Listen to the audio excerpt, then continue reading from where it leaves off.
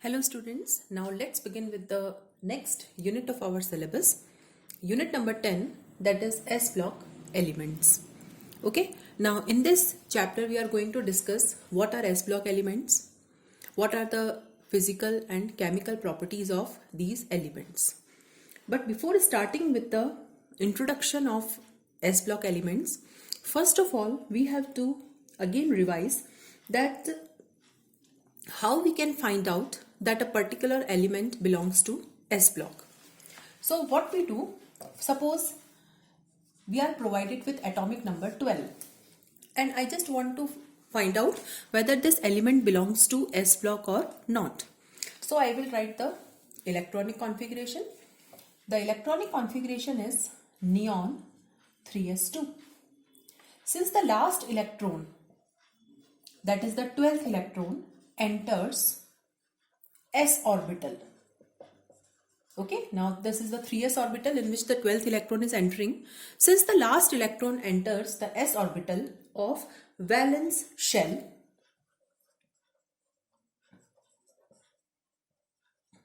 this particular element will belong to S block. So what is the definition of S block elements? Those elements in which the last electron enters s orbital of valence shell, those elements are called S block elements. Now we all know that S orbital is single. Okay, and one s orbital can accommodate how many electrons? 2 electrons. Okay, the configuration can be S1 or the configuration can be S2. Okay, since s orbital can accommodate only 2 electrons, so there are 2 groups. Okay, so there are 2 groups in S block.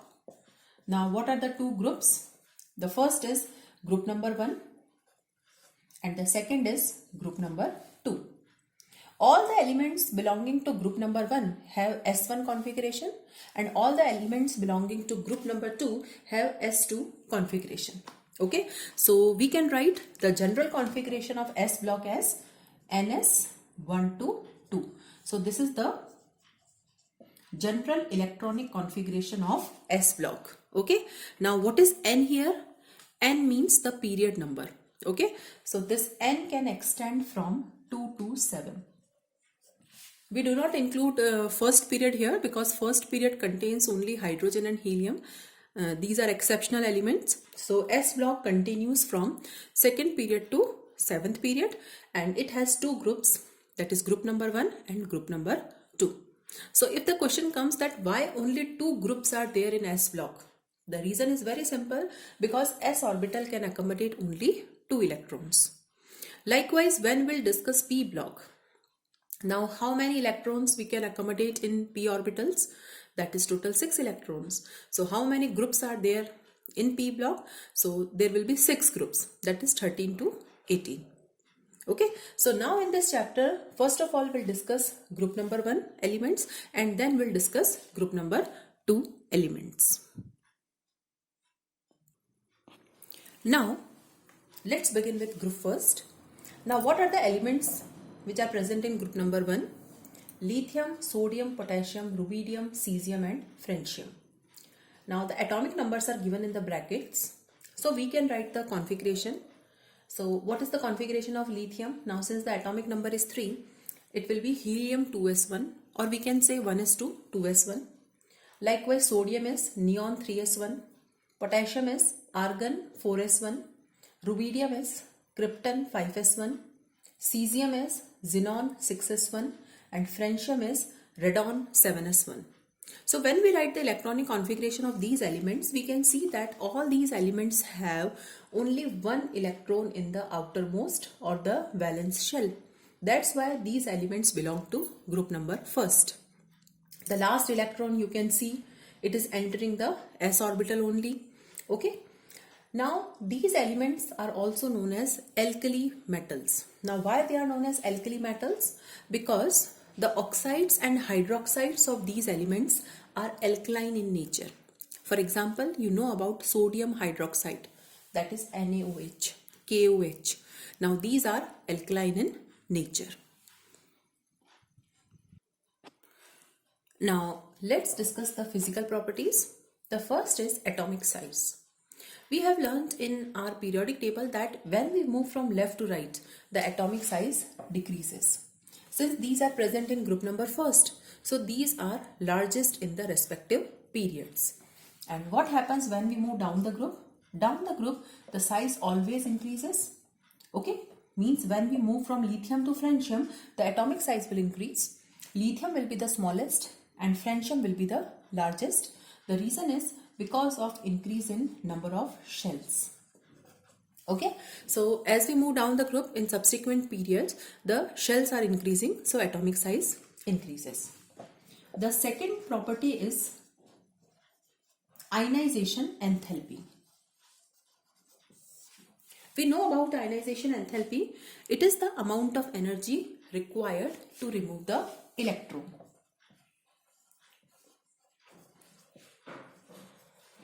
To remove the outermost electron. Now, the magnitude of ionization enthalpy also depends on size. If the size is large, the nuclear attraction will be less, so electron is easily removed. Okay, so since these are very large in size, so ionization enthalpy is lowest.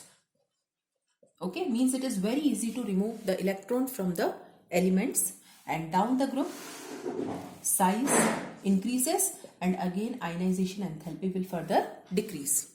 Okay, so since these are large in size compared to other elements, so they readily lose their electron. For example, Na plus, Li plus, K plus, they are readily formed.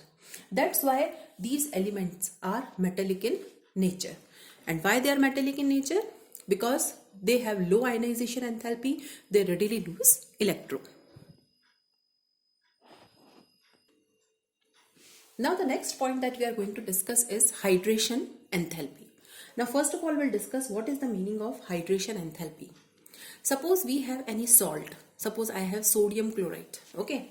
So when this sodium chloride is dissolved in water, it will dissociate into Na plus and Cl minus.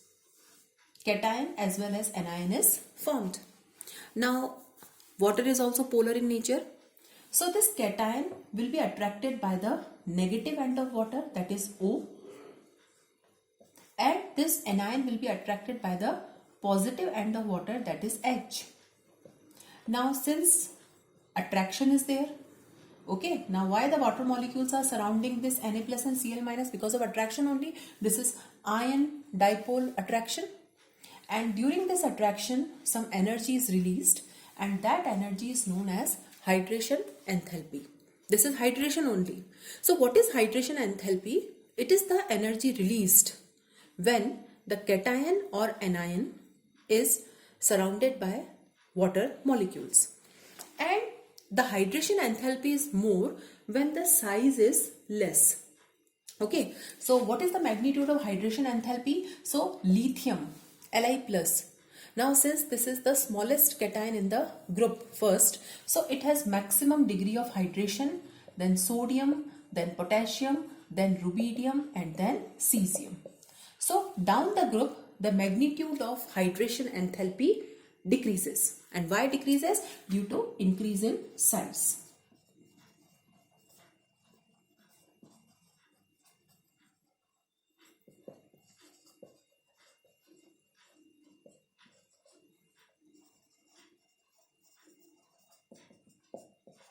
Due to increase in size.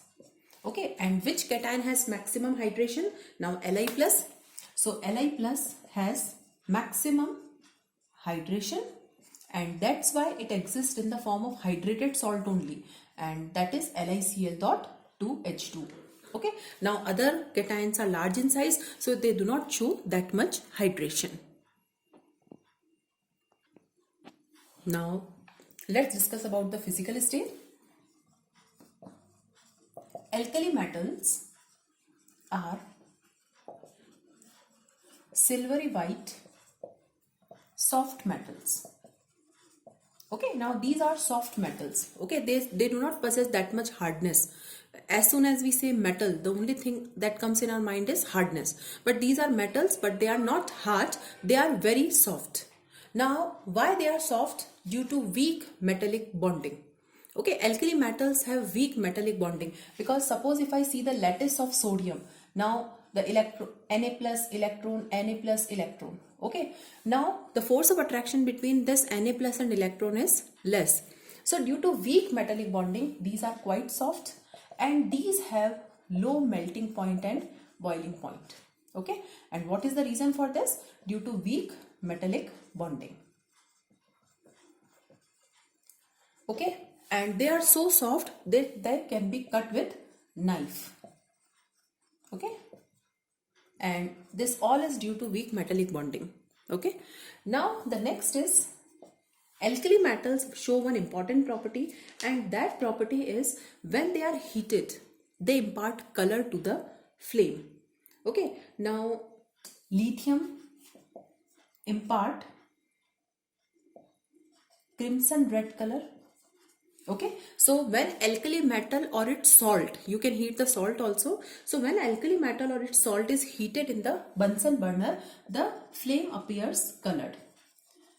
Sodium imparts yellow color, potassium imparts violet color, rubidium imparts red violet color, cesium imparts blue color, and francium is radioactive. Okay, radioactive means it is unstable element.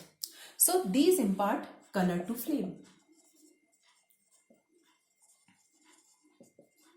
Otherwise, what is the color of flame? The color of Bunsen burner that is present in our lab, it is blue colored flame. Okay, but when the alkali metal or its salt is heated, the flame appears colored. So now we are going to discuss that why alkali metals impart color to the flame. So why they impart color to flame? So when the alkali metal or its salt is heated in the flame, the outermost loosely bound electron, since they are large in size, so the outermost electron is loosely bound. The outermost loosely bound electron, they are excited. Okay, now when the electron is excited, that is from ground state to excited state, it remains in the excited state only for a short period of time. Okay, so what will happen? Ultimately, it will return back to the ground state. So suppose this is the electron which is present in the ground state. The electron is excited after heating. Now when the electron returns back, what will happen? Again, it will emit the whatever energy it has absorbed, it will emit, and that emitted radiation falls in the visible region. Okay, so this is the reason behind the appearance of color. Why a substance appears colored? Because whenever the light falls on that substance, okay, every time heating is not required, we can see so many colored things around us. So what is the reason behind the color of a particular substance? So whenever light falls on any substance, its electrons are excited to higher levels. When the electrons return back to the ground state, they emit color, and you can see the color only if the emitted radiations appear in the visible region of the spectrum. Suppose the emitted radiation appears in the UV region or IR region, that substance will be colorless. Since alkali metals impart visible radiations, so the flame appears colored. Now one more important thing is there. The last elements, that is the potassium, rubidium and cesium. Now leave francium because francium is radioactive, that is unstable element. So potassium, rubidium and cesium. Now these elements also show one important property, and these show photoelectric effect. And we know about photoelectric effect. Now what is photoelectric effect? So when light falls on these elements, electrons are lost. Okay, so as soon as the light falls on potassium, rubidium or cesium, the electrons are immediately removed, and those electrons, they can be used as carriers of current. That's why potassium, rubidium and cesium are also used in photoelectric cells. So these were the physical properties of group first elements. Now the next is chemical property. Now these elements are highly reactive due to large size and low ionization enthalpy. Now, because of large size and low ionization enthalpy, they readily lose electron and take part in the chemical reactions easily. Now, let's see the reaction with air. Air means oxygen. So, with air, they form oxides. Okay. Lithium combines with oxygen to form simple monooxide. Sodium combines to form peroxide, and the remaining elements combine like potassium, rubidium and cesium. They combine to form superoxide. Now, what is the difference between oxide, peroxide and superoxide? In oxide, single oxygen atom is there with 2 minus charge. We know what is the oxidation number of oxygen, -2. Now in peroxide, we have O2 2 minus.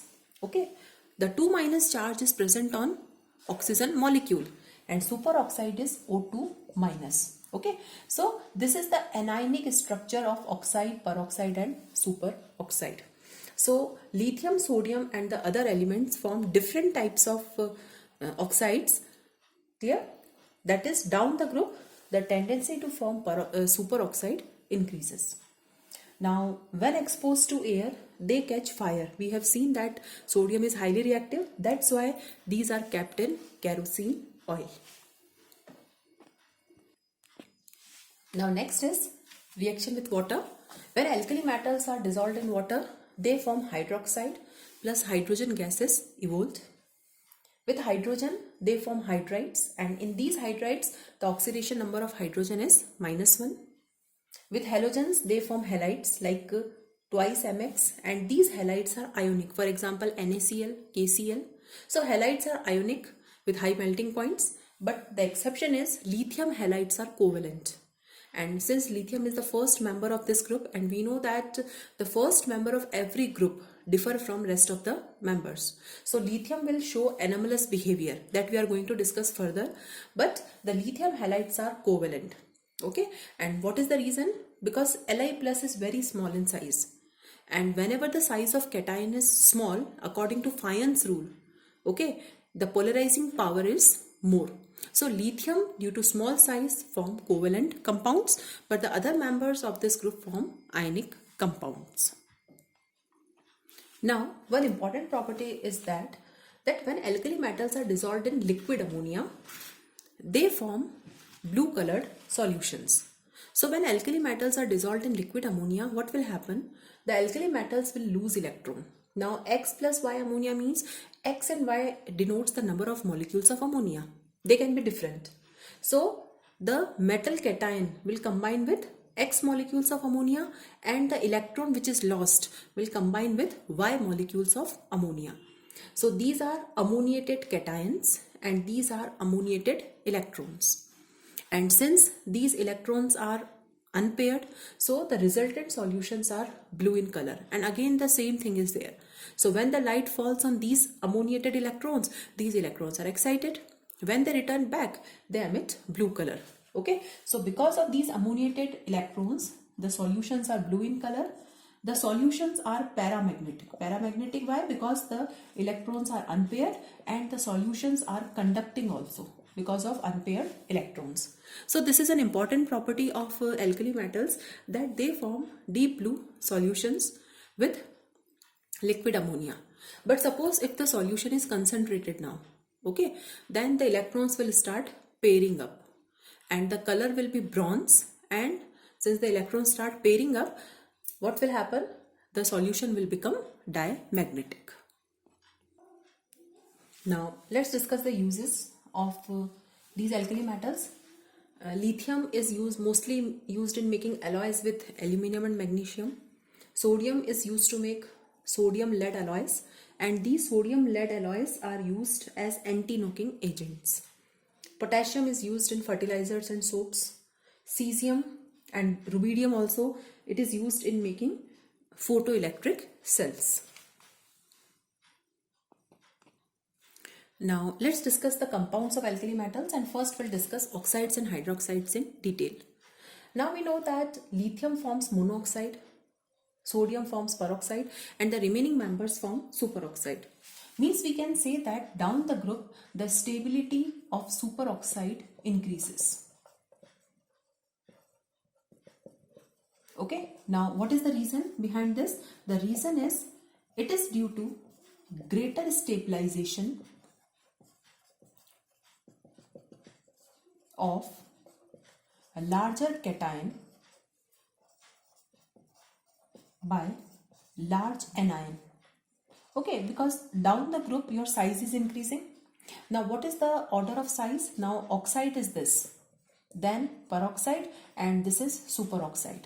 So from here to here the size increases. Means if we compare the monoxide, peroxide and superoxide, the superoxides are larger in size. And in chemistry there is a rule. Smaller size or smaller cation is stabilized by smaller anion and larger cation is stabilized by larger anion. Since superoxides are larger in size and potassium, rubidium and cesium, they are also large in size. So large cation is stabilized by large anion. So tendency to form superoxides increases down the group. And if we make the MO diagram of these superoxides, okay, we can easily make the molecular orbital diagram for O2 minus. So superoxides have unpaired electron. Okay, so if you make the MO diagram, you can find an unpaired electron in the MO diagram, and because of that unpaired electron, the superoxides are yellow or orange colored and they are paramagnetic in nature. Okay, so this is how oxides are formed of alkali metals. Now next is these oxides, when they are dissolved in water, they form hydroxide. Lithium oxide will form lithium hydroxide. Sodium peroxide forms sodium hydroxide. And likewise potassium, rubidium and cesium also forms the corresponding hydroxides. These hydroxides are white crystalline solids. Okay, NaOH, KOH, they are white solids. They are strong bases and they dissolve in water with the evolution of heat. Okay, so this was all about the oxides and hydroxides of alkali metals. Now next is halides. Halides are colorless crystalline solids. They have high melting point. Halides are ionic in nature and are water soluble. But lithium halides are exceptions. Lithium chloride is soluble in water because it has somewhat ionic character, but it is soluble in non-polar solvents also, because lithium chloride has covalent character also, as the size of Li plus is small. Likewise, lithium fluoride is insoluble in water. The reason is lithium is also small, fluoride is also small, so the bond is very strong between Li and F. And because of high lattice enthalpy, this is lattice enthalpy only. What is lattice enthalpy? That is energy required to break the bond between lithium and fluoride. So because of high lattice enthalpy, that it will not dissociate into Li plus and F minus when it is dissolved in water. Okay, so lithium compounds are exceptions. Otherwise, the halides of remaining elements, they readily dissolve in water, they have high melting point and they have ionic character. The next compounds are carbonates, sulfates and bicarbonates. These are water soluble, these are thermally stable. Down the group, the stability of carbonates increases. The reason is again the same.